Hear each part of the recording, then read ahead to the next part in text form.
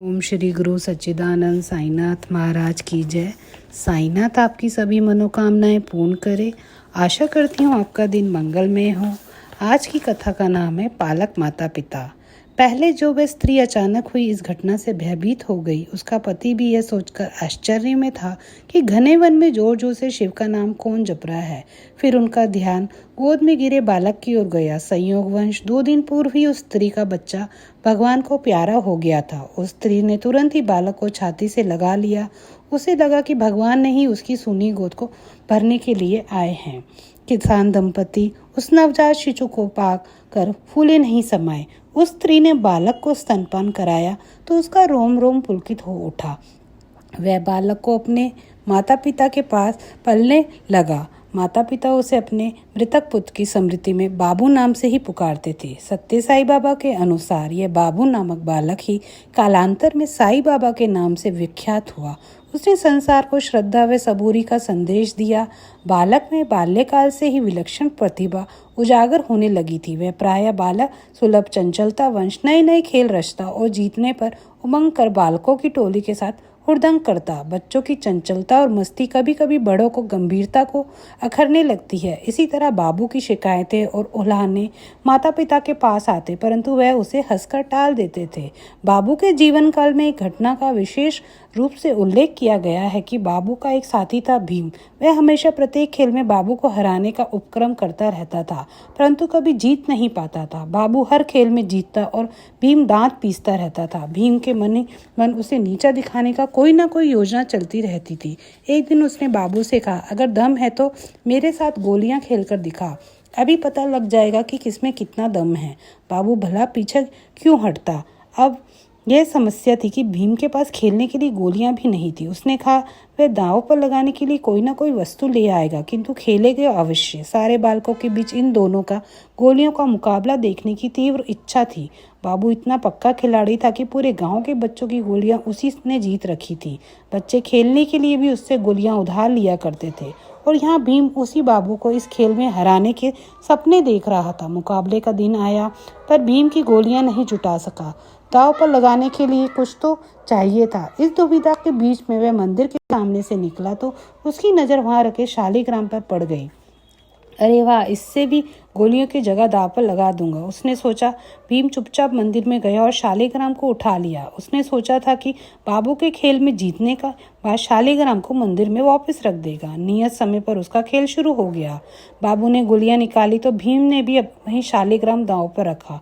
वह वही हुआ जिसका भय था। भीम ने पराजय का मुंह दिखा और वह शालिग्राम को मंदिर में रखने नहीं जा पाया। वह जो बाबू ने जीत लिया था, भीम की दशा शोचनीय थी। उसने अच्छी तरह पता था कि शालिग्राम चुराने वाले बात लोगों के बीच खुल जाएगी तो उसकी क्या हालत होगी। उसने बाबू से विनती की कि देख भाई, मैंने तो इसे मंदिर से चुराया है। यदि यही सोचा था खेल में जीतकर इसे वापस रख दूंगा, लेकिन अब तो यह सब गड़बड़ हो गई है।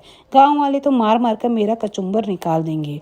की बारी तो मैं बाद में आएगी, पहले तो मेरी माँ ही मेरी चटनी बना देगी। बाबू भी किसी से कम ना था। वह अपने हट पर अड़ा रहा और उसने शालिग्राम को खेल में जीता है, फिर भले वह कहीं से भी लाया हो। भीम ने हार कर अपनी माँ को सारी बात बता दी। पहले तो माँ ने उसकी सेवा की और फिर बाबू के साथ चल दी ताकि बच्चों को समझा बुझाकर पवित्र शालिग्राम को मंदिर में रखवा दे। उसके बाद बेटे के हाथों बहुत बड़ा पाप हुआ है जिसका अति शीघ्र प्रायश्चित होना आवश्यक है। भीम की माँ बाबू के से कहा, बेटा ये शालिग्राम मंदिर का है, ये कोई खिलौना नहीं है, इसे लौटा दो।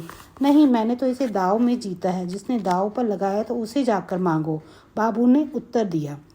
उनकी इस बातचीत को सुनकर पनघट जाती कुछ महिलाओं भी वहां पर आ गई। देखते ही देखते वहां बहुत भीड़ इकट्ठा हो गई। सभी बालक को समझाने लगे, लेकिन वह अपने हट से टस से मस नहीं हो रहा था। भीम की माँ ने तो पहले प्यार से समझाया, परंतु उसका गुस्सा 7वें आसमान पर जा पहुंचा। वह आवेश में बोली, देखती हूँ तू कैसे शालिग्राम वापस नहीं देता। बीते भर का है छोकरा और इसे मजाल तो देखो। उसने जैसे ही शालिग्राम को छीनने के लिए हाथ बढ़ाया, बाबू ने उसे लपक कर मुंह में धर लिया। भीम की माँ को काटो तो खून नहीं। उसने बाबू का मुंह हाथों में थामा और उसे खुलवाने बताने का प्रयास करने लगी।